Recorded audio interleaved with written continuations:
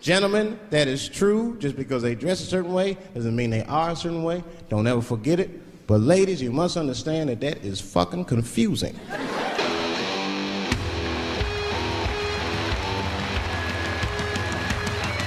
From the world-famous Blackbird Studios, it's the Rave X podcast. And now, Rave X. Confusing? Yeah, it is.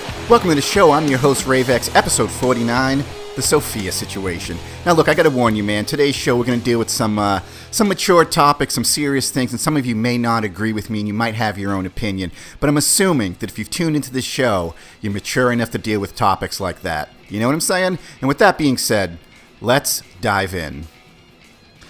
Now, before we get the story started, kids, let me just say this. We have got a brand new sponsor. We've got a sponsor here that I back 100%. Today's show is sponsored by Erectol. Erectol. That's right, Erectol, the #1 male stimulant to get you going when it's go time. Nothing gets you harder, longer, or stronger than Erectol. Erectol. That's right. When times are tough, Erectol gets you hard. Please consult your doctor or physician before use. Side effects may include headache, nausea, blurry vision, and a rock-hard erection that allows you to hammer 16-inch penny nails into a 2x4 block of pine wood. Erectol. Yeah. So call now. Operators are standing by. Erectol. Problem solved. A little while back, man, I found myself in a weird situation that I didn't quite understand and left me scratching my head. So, broke up with a girlfriend. You know how that is when you break up. It's horrible. That first month, you just feel horrible. So I'm walking through Harvard Square, and I bump into an old friend I used to work with. A very beautiful woman from Latin America. Let's just call her Sophia. We can call her that because that's her real name. Usually I change people's names, but fuck it, she's a horrible person. So we bump into each other, man. Like I said, we used to work together. And we're like talking and stuff. Turns out she broke up with her boyfriend. And I'm like, yo, we should go have drinks together. Why not? She's like, yeah, that would be great. We should go have drinks together. That would be fun. I'm like, yeah, cool. Let's do it. And she's like, well, I have to go meet my, I have to blah, blah, blah. And I'm like, okay, cool. Well, let's just have a quick drink. And then we'll make a date for a longer session, you know? And she's like, yeah, that's great. So we go, we have a drink. Things are going great. She keeps putting her hand on my shoulder and on my back and laughing at my jokes and shit. And we worked together for like 3 years, and I never really looked at her like someone to possibly date. Then again, she had a boyfriend and I had a girlfriend most of the time. So I'm thinking this is going pretty good, right? So now she has to run to catch her train because she lives pretty far away from where we were. We exchanged numbers. Sure enough, about 2 weeks later, man, she calls me up. Let's get together, man. Dinner, a date, let's hang out. And I'm like, yeah, you know, wow, I just broke up with the girl, but I guess this is how things are going to go, right? But let me tell you something, man. When your heart is broken in 1,000 pieces, nothing helps than meeting another attractive woman. And that's what happened. So fast forward to date night. I meet her up at the train. She's dressed. She looks like $1 million, man. Just super beautiful. I believe she was from like Argentina or something, right? So we go out, man. We go to a restaurant. And I'm like, I'm not sure if this is like a romantic date yet, right? Because I don't want to assume anything, man. I really hate doing that. But she keeps sending me all these signals like, no, man, this is a romantic date. And at the end of the date, guess who's going to get lucky? And I'm going, me? I guess. I don't know, whatever, you know. So she starts ordering really expensive food. And I'm like, am I paying for this? You know, I didn't say it out loud, guys, but I'm wondering, like, what are we doing here? And then she orders some expensive drink. The check comes, and it was really funny. The server puts the check on the table, and she's talking to me about a new job or something, and then she slowly just slides the check to me, and I'm like, okay, I guess I'm paying for this. Fine, I got no problem. I'm a guy, I'm a gentleman. I pay the check. We go to hit another bar. She's like, go get us some shots. And I'm like, okay, Sophia, I'm going to get us shots. And I'm going, this is really going well. Like, wow, I guess we're hitting it off. I get us some shots. We're drinking again. Go get us another couple of beers. Okay, I'm going to get us a couple of beers. And I'm starting to think, this is really getting expensive. And I'm not cheap, but every time she wants something, she's like motioning to me to pay for it, right? So we finish off the expensive food. And I think she got like salmon or something. And I just got what I always get, like, chicken tenders and a beer. We go to a couple of bars. She's ordering these expensive mojito drinks at like $12 a pop. We're enjoying ourselves, man. She kind of slides off her shoe. She's playing footsies with me under the table. And I'm like, okay, now I'm convinced. This is a romantic thing, So we leave there. And I'm like, so what do you want to do? You got to catch the last train, right? And she's like, no, I'm coming back to your house. And I'm like, oh, okay, well, are you going to catch a cab home? That's going to be expensive. No, I'm going to stay over at your house, silly. And I'm like, oh, okay, you're staying at my house. Okay, cool. Do you want to walk? Do you want to catch the T? What do you want to do? No, can you call us a cab? Again, she's constantly getting me to pay for stuff. And I'm like, yeah, I'll call us a cab. So we flag down a cab. We hop in. We come back to my house. We're hanging out. She's like, you got anything else to drink? And I'm like, yo, she wants to keep going with this drinking thing. Okay, fine, let's get hammered. I was trying not to get hammered so I could, behave myself. She wants to get hammered. So I get her some more drinks. We're drinking. We're in my room. She's like, oh, can you roll me a cigarette? Sure. Sophia, here you go. Starts sitting. She's sitting real close to me. Puts her arm around me, rubs my back, all this stuff. Tells me about how she always thought I was handsome and this, that, and the other thing. But she had a boyfriend and I had a girlfriend. And I'm like, okay, cool. Let's go wherever this is going. Now, for me, I don't like to think that the deal is sealed until it's go time, right? It's really bad. A lot of guys do this. Like, a woman says hi to them, and they're like, oh, we're going to fucking have sex tonight. That was never my thing, man, because it's bad for both people. It's bad for me, it's bad for them, and it's tasteless. It's not good to do, right? So, we're hanging out, enjoying ourselves, having a smoke, having some late-night drinks and shit. And I say, well, if you want to, I can set up, a little bed for you on my couch. And she gives me this look. Set up a bed on the couch, she kind of says, right? She's like, no, silly. She keeps calling me silly, like I'm crazy to think that nothing's going to happen tonight. I mean, I've got the green light. Why am I being so aloof here, right? She says, no, I'm going to sleep in bed with you. And I go, oh, okay, Sophia, that's fine. No problem. Okay. Do you want something to sleep in, like pajama shirt, whatever?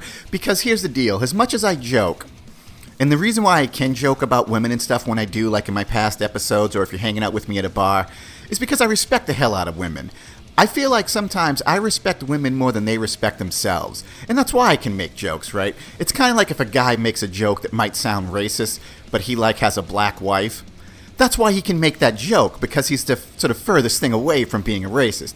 So, and it also sucks that I have to defend myself, especially in the Me Too era, because I know where some people's brains are going to go with this story. And I can assure you, I'm telling you nothing but 100% the truth. Anyway, I offer her a big t-shirt of mine to sleep in. She says, no, like, why would I want to sleep in that? Then she proceeds to unzip her skirt, puts her hands on both sides of her shirts, pulls it off over her head, shakes her hair back and forth like Farrah goddamn Fawcett. And then she says, I got this lingerie, do you like it? Boy, woo!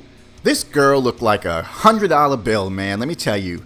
She was absolutely stunning. And then she starts kind of showing off the goods, right? Like she turns around, shows me her white lacy underwear. I remember she did this thing where she kind of pushed her arms together and kind of smushed her boobs together and was like, do you think my boobs are too big? And I'm just like, this is kind of weird now, right? Like, look, I'm into it. I'm a guy. Guys, am I right? I'm into it. But still, it was kind of weird because it was kind of moving kind of fast and I don't know. We had never really even had any, interest in each other before. But I'm kind of going with the flow, guys. You know what I mean? So I'm like, yeah, your lingerie's awesome. No, don't worry about that. You're perfect. And she's like, she comes over. She sits next to me. She leans in and she goes, do you like my perfume? And she kind of tilts her head to the side so I can smell her neck. And I'm like, yeah, the perfume's awesome. She's like, okay, let's go to bed. So I cut off the lights, man, get the covers, get the pillows ready. We get in bed together. She's laying in front of me. We're kind of spooning and shit. I'm thinking this is go time, guys. Now, if anyone out there faults me for this, you're fucking insane, okay? So I put my arm around her, and everything's cool, and I kind of lean in to kind of make my move. She stops me, and she goes, Raven, don't be silly. You know we're just friends. I'm sorry, what now? What now? What's going on now? You just did the thing with the boobs and turning around and shaking your butt and showing me your lacy lingerie and letting me smell your perfume and you're laying in my bed. This is so weird because here's the thing. We've made it kind of like a crime or just a bad mindset. When someone lays out a bunch of things for you, and your brain does what our brains do, which is piece things together in an order, like A plus B equals C, and then you come to a conclusion. We now live in a time where people tell you that you're horrible for coming to that conclusion.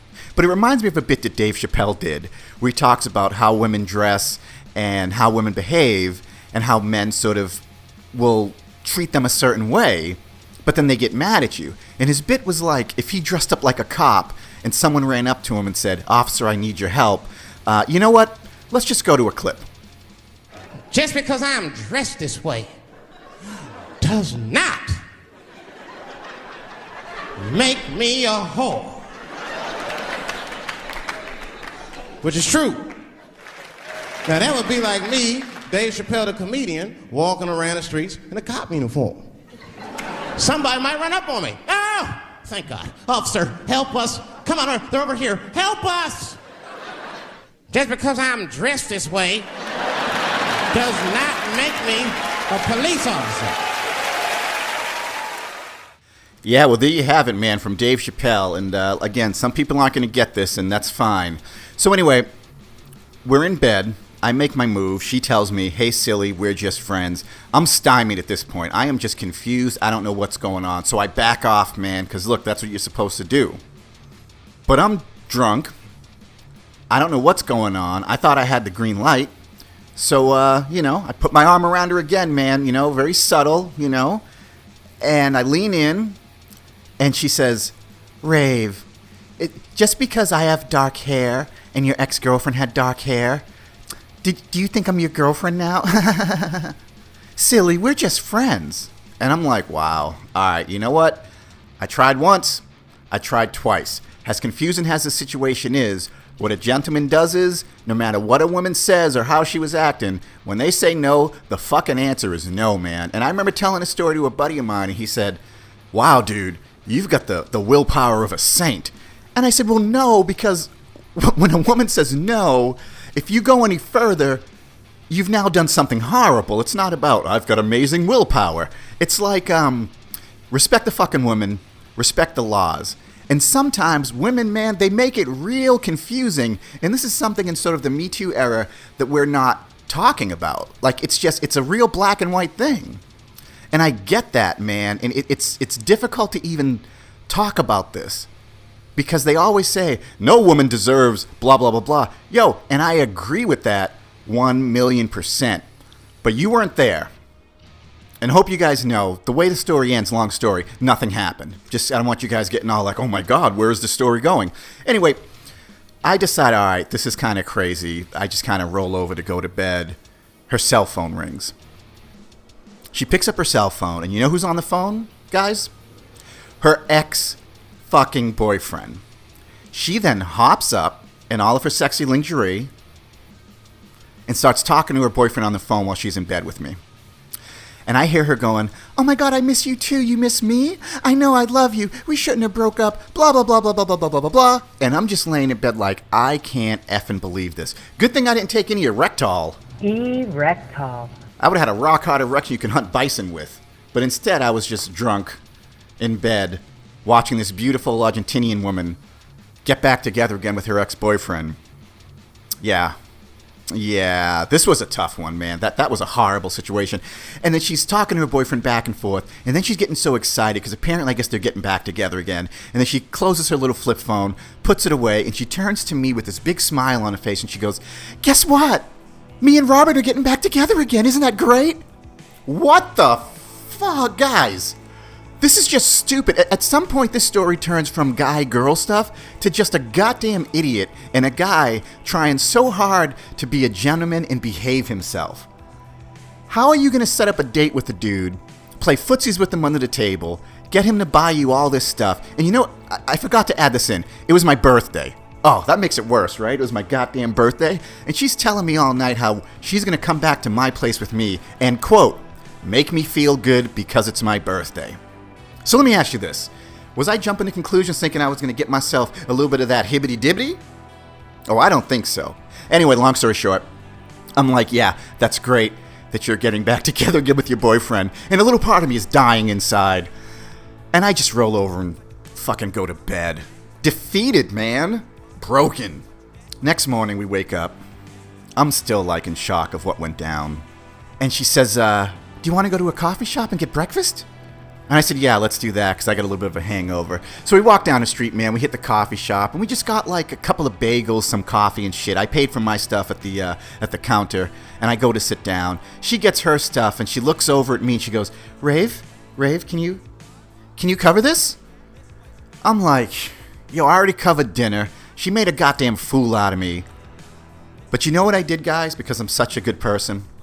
I paid for her effing breakfast after all of that. Now, is this misleading? I think this is misleading, man. This is horrible.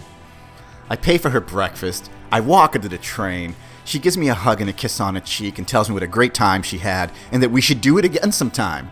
And I'm thinking, sure. Or I could bang my head against a concrete brick wall. Wow, guys. Now, there's a postscript to this story. I go back home. I end up calling up a friend and telling him, hey man, remember that girl Sophia we used to work with? Listen to what this woman did to me. And my buddy James, you know what he said to me? And this shocked the hell out of me. He goes, hey man, I'll tell you something. She did that same thing to me like 2 months ago. And I was like, what? He goes, yeah man, she contacted me, was like, let's get together, blah, blah, blah, blah, blah. Wanted me to take her out to Legal Seafood. When the check came, she slid it across the table. Then we get back to my car. She's like, oh, I'm having a great time, blah, blah, blah, blah, blah. Can you drive me home? Now, here's the thing, man. No woman deserves anything horrible that happens to them, hashtag Me Too shit. But there is a way to negate something horrible from happening to you. Now, I'm just thinking, this woman is putting herself in bad situations. Now, good thing for her. I'm a good person. My boy James is a good man. But this is like what she does. She hooks up with guys. She tries to convince them that they're going to get lucky that night. Gets them to pay for all of her food, the cab ride, all of her drinks. And then she gets up in the morning or whatever and says, oh, I'm getting back together with my boyfriend. Can you drive me home? And apparently, this is her MO. She's done it several times. Now, I hope it works out for her, man, and I hope nothing horrible happens to her. But let me just say this in my own personal opinion. This is a horrible fucking way to do business. And you know what? I'll tell you what the sad part is, man. Not every guy's a fucking gentleman. Not every guy is, can be like, all right, I respect you, even though that was kind of fucked up, I'm backing off. I'll just leave it at that. But here's the thing. We're human beings. And we all have a tendency to be a little douchey or to do what we want to do and to only see things through our perspective. And we're kind of delusional about whether we can control how other people behave in certain situations. Wonder if I would have got pissed and got up and kicked her out of my house at 2 o'clock in the morning. She would have said I was a dick, right? Anyway, that's going to wrap it up for me. My name is Rave X. Thanks for tuning into the show. Rave X Podcast, episode 49, The Sophia Situation. Do me a favor. Remember this. They cry in the dark, so you can't see their tears. My name's Rave X. Enjoy yourself. That was the Rave X Podcast. Be sure to click like and subscribe. For podcasts, new music, and all things Rave X, go to youtube.com and search Rave X Music.